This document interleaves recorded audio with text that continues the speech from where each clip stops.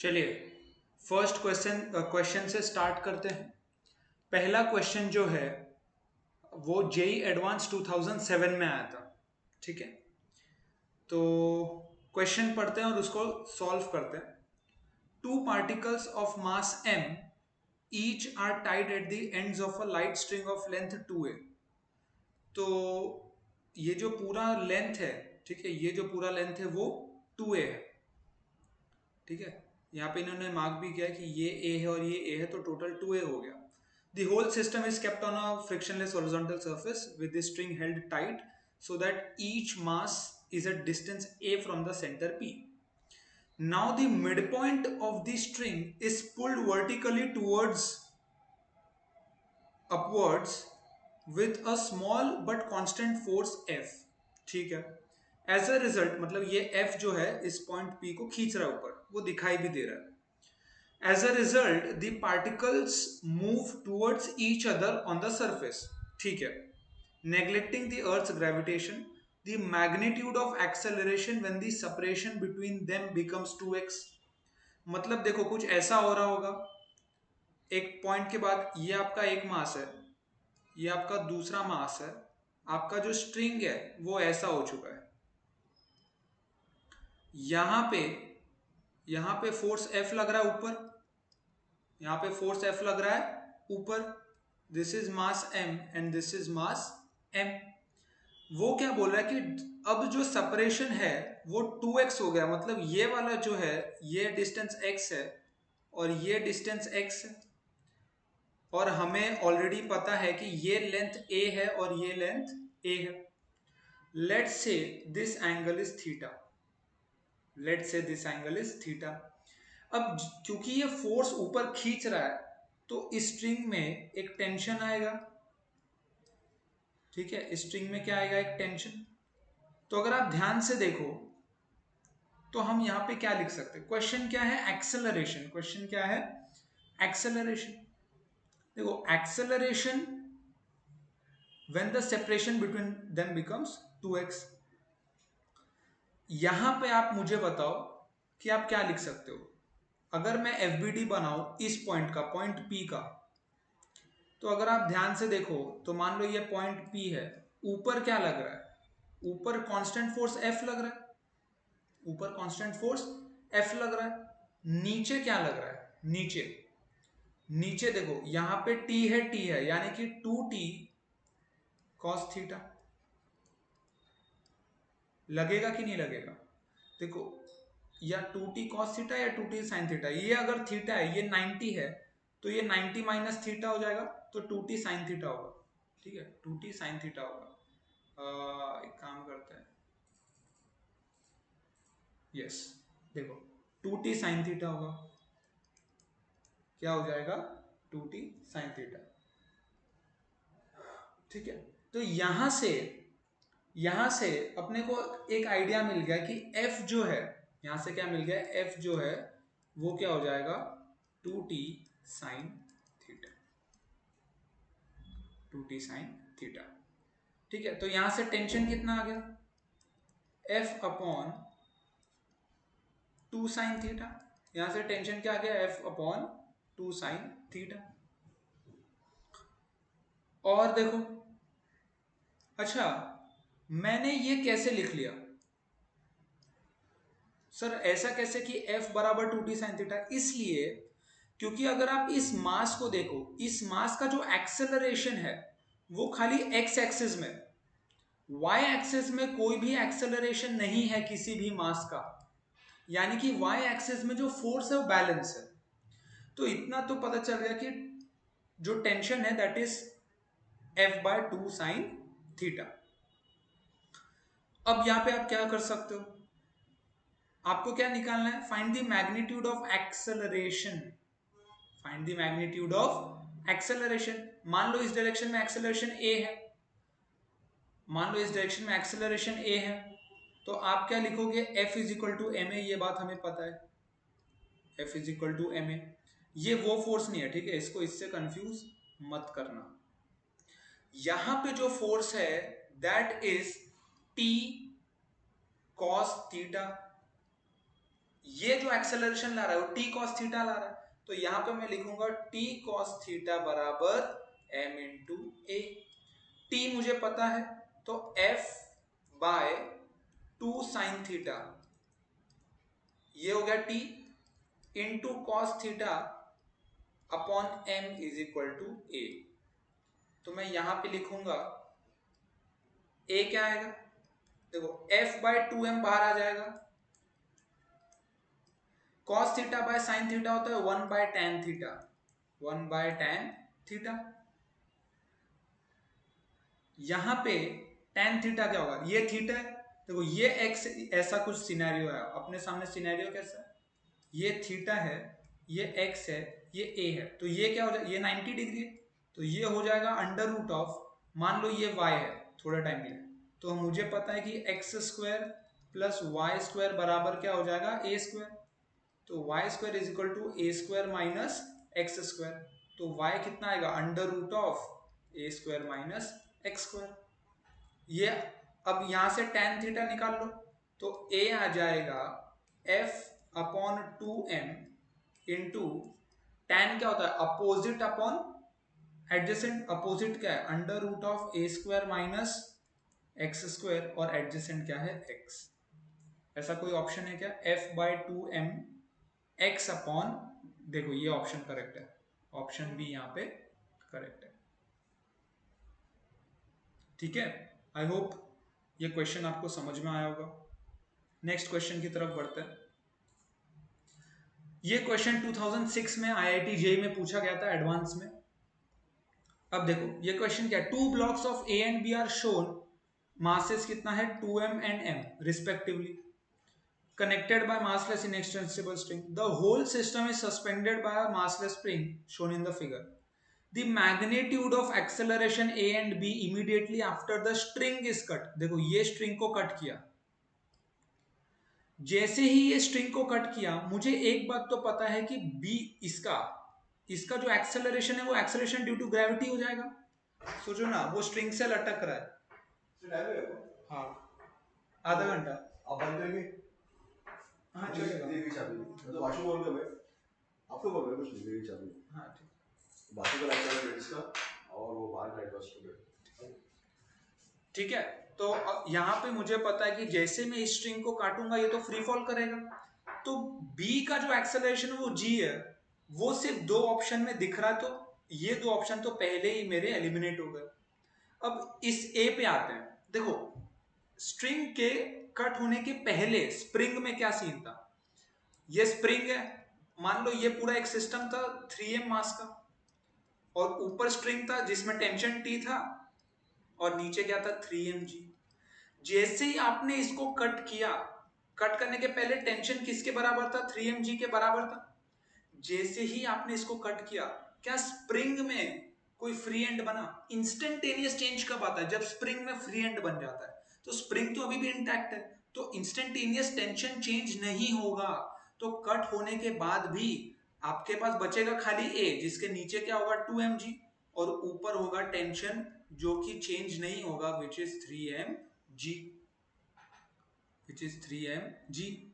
अब आपको क्या निकालना है, एक्सेलरेशन निकालना है, तो 3mg माइनस 2mg बराबर 2m इंटू ए, तो 3mg माइनस 2mg कितना हो जाएगा, mg बराबर 2m इंटू ए, कोई बुराई नहीं है, तो m से m कैंसल हो गया, यहां से आपको a मिल जाएगा g/2 and option B is correct. I hope आपको क्लैरिटी आ रही होगी। Third question, string of negligible mass, थोड़ा जूम करता हूं इसको, ठीक है, हाँ, a string of negligible mass is going over a clamped pulley of mass m, ठीक है, पुली का मास m है, सपोर्ट्स अ ब्लॉक का मास m है, shown in the figure. The force on the pulley by the clamp, मतलब पुली पे क्या force लग रहा है क्लैम्प की वजह से। अगर आप ध्यान से सोचो, पुली तो रेस्ट पे है ना, पुली क्या है, पुली रेस्ट पे, इसका मतलब क्या है, क्लैंप जितना फोर्स लगा रहा है पुली पर, उतना ही फोर्स पुली लगा रहा होगा क्लैंप पर, तो क्वेश्चन क्या है, force on the pulley by the clamp, कि क्लैंप पुली पे कितना फोर्स लगा रहा है, मतलब पुली पे जो नेट फोर्स लग रहा है, बेसिकली यही पूछा जा रहा है। तो इतना डिफिकल्ट नहीं है, सुनो, मुझे पता है स्ट्रिंग में टेंशन होगा, नीचे क्या है, नीचे है कैपिटल M इंटू जी और ऊपर है टेंशन T, क्योंकि ये स्ट्रिंग सेम है तो यहां पे भी टेंशन T है, यहां पे भी टेंशन T है। अब अगर मैं FBD बनाऊं, किसका बनाऊं, FBD बनाऊं, तो क्लैंप का बनाता हूं, किसका बनाता हूं, क्लैंप का। क्लैंप का अगर FBD बनाऊं तो नीचे जो इस पे फोर्स लग रहा होगा that would be mg plus इस क्लैंप ने किसको पकड़ के रखा है, पुली को भी संभाल के रखा है, तो उसका भी फोर्स लगेगा, और इस तरफ उसको टेंशन लग रहा था कैपिटल M G का, कैपिटल M G का, यानी कि नेट फोर्स क्या आएगा, net force on the clamp क्या आ जाएगा, अंडर रूट ऑफ, देखो M प्लस M इंटू जी, ये तो खाली ये वाले को मेरे मतलब G कॉमन ले लिया, इसका square plus M square G square, इसमें से G स्क्वायर कॉमन है, देखो तो नेट फोर्स क्या आएगा, G बाहर निकाल लो, under root of M plus M the whole square plus M square. ये क्या है, ये net force on the clamp है, बट क्लैंप और पुली क्या है, जुड़े हुए और रुका है, तो यानी कि एफ नेट 0 है आपका। तो अगर इतना फोर्स पुली आपको क्लैंप पे लगा रहा है, इतना फोर्स आपको क्लैंप पे लग रहा है, तो क्लैंप उतना ही बदले में लगा रहा होगा, तो मैग्नीट्यूड सेम आएगा, मैग्नीट्यूड सेम आएगा। तो force on pulley by the clamp is equal to force on the clamp by the pulley, it is same, तो आपको मैग्नीट्यूड सेम आएगा, यानी कि option D is correct, option D is correct. ठीक है, I hope कि ये जो मैंने लिखा है वो आपको दिख रहा होगा, तो मैं एक काम करता हूँ, इसको नीचे ले लेता हूँ, एक मिनट, अब आपको दिख रहा है ये मैंने कैसे किया, ठीक है, आप पॉज करके देख लेना, मैंने सिर्फ रिजल्टेंट निकाला 2 वेक्टर्स का, और कोई बड़ी बात नहीं है। ठीक है, फोर्थ क्वेश्चन की तरफ बढ़ते हैं। देखो, the pulleys and string shown in the figure are smooth and negligible, the system will remain in equilibrium, find the angle theta।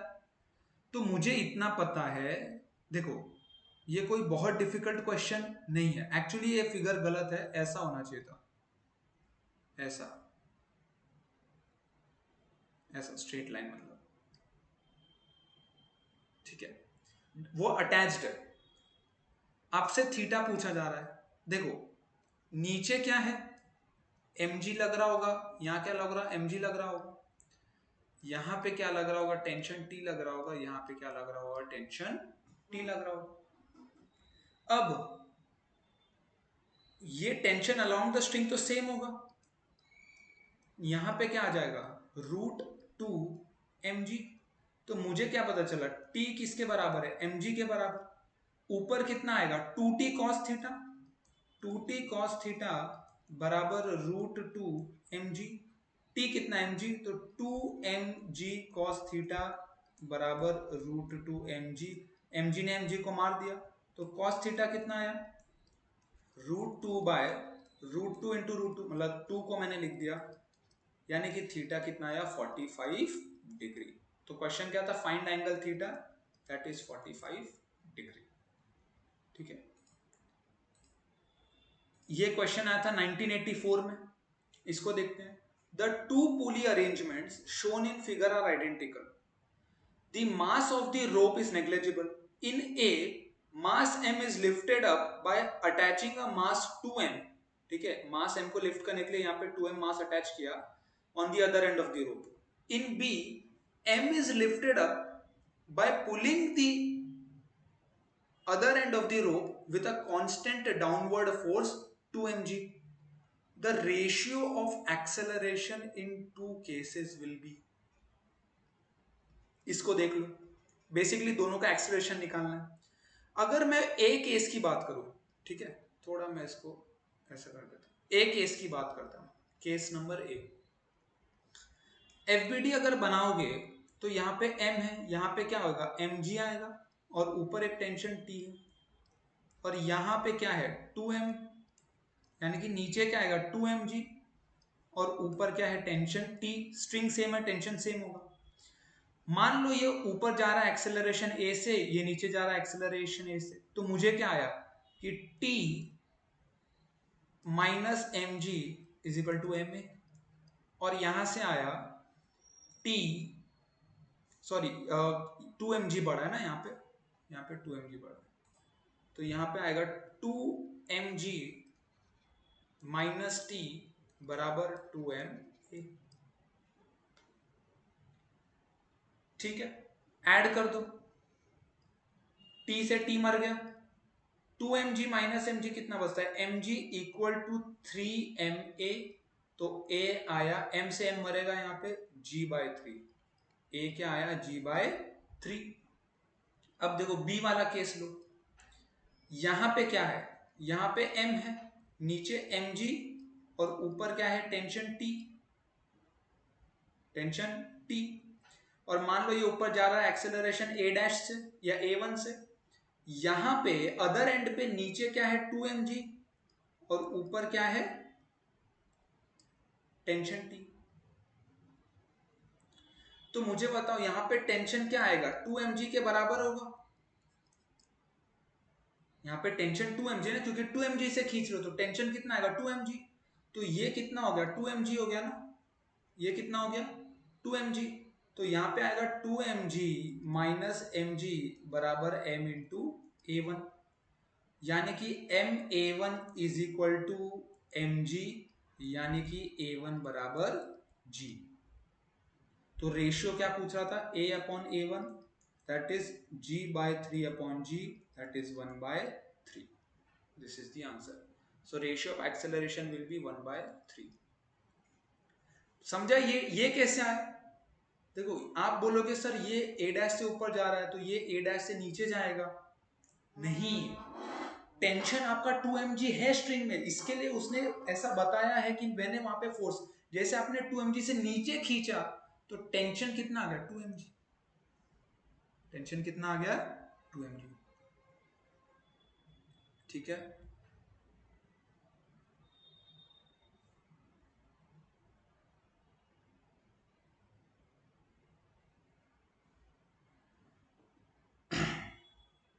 कोई बुराई नहीं है, चलो आगे बढ़ते हैं।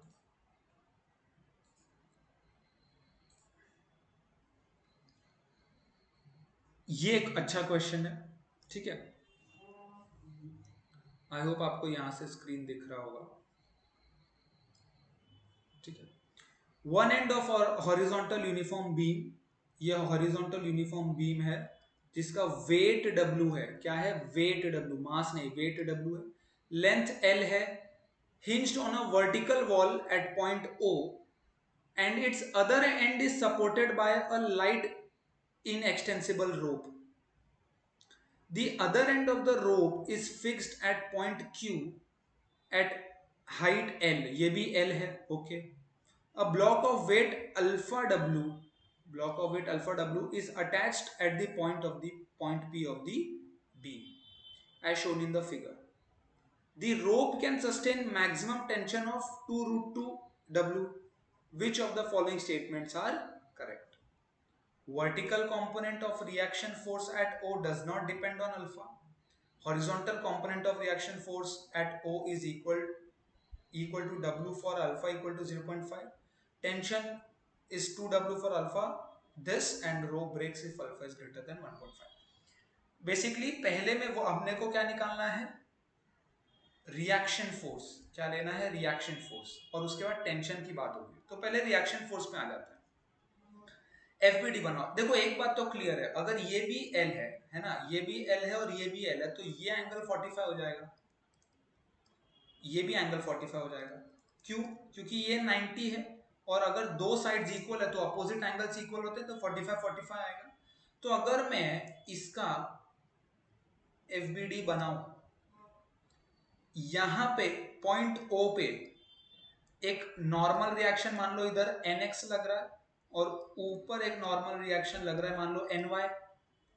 इस पॉइंट पे मान लो ये मिड पॉइंट M है, नीचे वेट लग रहा है W।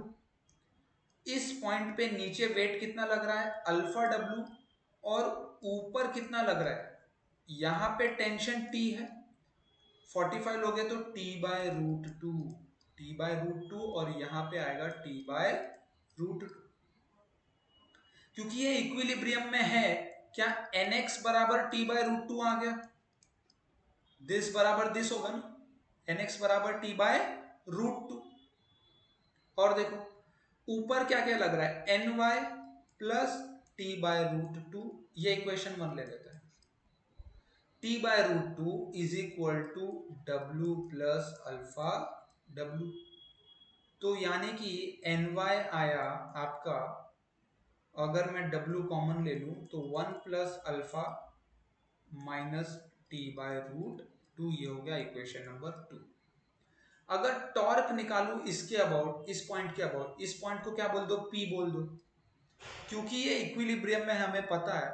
तो torque net at P is 0, ठीक है, summation of all the torque eight P is 0, इसमें कोई बुराई नहीं है।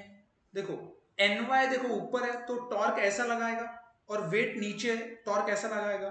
पहली बात तो टेंशन का कोई टॉर्क ही नहीं आएगा ना, ये टेंशन का कोई टॉर्क ही नहीं आएगा, NX का भी कोई टॉर्क नहीं आएगा, क्योंकि वो तो उस पॉइंट से ही पास हो रहा है, परपेंडिकुलर डिस्टेंस 0 है।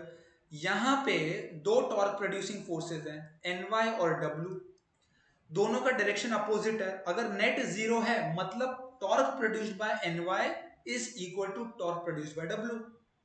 इसका मतलब कि NY का मल्टीप्लाइड बाय कितना दूर है वो पॉइंट P से, L दूर है, इज इक्वल टू W कितना दूर है L/2, तो L से L आपका कैंसिल हो गया, और यहां से Y कंपोनेंट यानी कि वर्टिकल कंपोनेंट ऑफ रिएक्शन आ गया W/2। पहला ऑप्शन था vertical component of reaction does not depend on alpha, that is correct, it does not depend on alpha. I hope आपको यहाँ पे क्लैरिटी आ रही है, ठीक है, अल्फा पे डिपेंड नहीं करता। दी हॉरिजॉन्टल कंपोनेंट ऑफ, अब हॉरिजॉन्टल निकाल लेते हैं, NX निकाल लेते हैं, वो T/√2 है, कुछ ठीक है। NX क्या है T/√2, NY है W/2, NY क्या है W/2, तो NX is T/√2, NX is T/√2। अभी T अगर हमें समझ में आ गया तो NX आ जाएगा। T निकालने का क्या कोई तरीका है अपने पास, हमारे पास कितने इक्वेशन है, equation 1, equation 2, this is equation 3। क्या हमारे पास कोई और है, अगर इसको देखो यहां से देखो T/√2 तो निकालना है ना, तो यहां से T/√2 क्या आएगा, T/√2 आएगा NY plus W times 1 plus alpha, और NY कितना W/2, तो यहां से T/√2 आएगा W/2 plus W into 1 plus alpha. क्या यहां से W कॉमन ले लू मैं, देखो W/2 प्लस W अल्फा, यही है, करेक्ट है। माइनस NY आएगा ना, सॉरी दिस इज NY, नहीं, दिस इज माइनस NY, तो दिस इज माइनस W/2, तो दिस इज माइनस W/2। अच्छा यहाँ पे लिखता हूँ मैं, T/√2 किसके बराबर होगा, W माइनस W/2 कितना होता है W/2 plus W into alpha, और T/√2 क्या है NX, यानी कि NX इज W कॉमन ले लिया 1/2 प्लस अल्फा, ये क्या है, the horizontal component of reaction force is equal to W for alpha half. अगर अल्फा हाफ ले लिया तो हाफ प्लस हाफ 1 हो जाएगा, तो NX बराबर W, यानी कि बी ऑप्शन भी करेक्ट है। The tension of rope is 2W for alpha is this, tension क्या है देखो, इसी इक्वेशन से देखो टेंशन क्या आएगा, W half plus alpha into √2, अगर मैं अल्फा को, इन लोग क्या बोल रहे हैं, अल्फा को क्या लो आप 0.5, तो अगर अल्फा को हाफ लिया तो √2w आया, और टेंशन इन्होंने क्या कहा था 2w, तो this is wrong option. The rope breaks if alpha is greater than 1.5। T कितना है, w हाफ प्लस अल्फा √2, अगर ये मैं 1.5 मतलब 3/2, तो t कितना आएगा 3/2 प्लस 1/2 4/2 यानी 2, यानी 2√2w।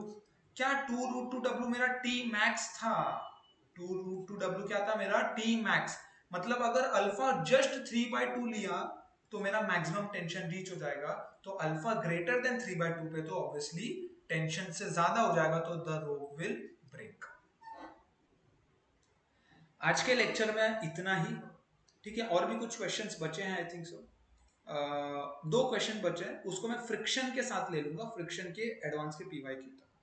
आई होप आपको समझा होगा, क्लैरिटी होगी। कोई भी डाउट होगा तो आप कमेंट में पूछ सकते हैं। अगर आपने यहाँ तक वीडियो देखा है तो बहुत बहुत शुक्रिया।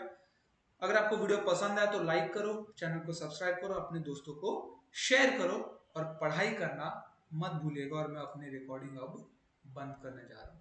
Thank you.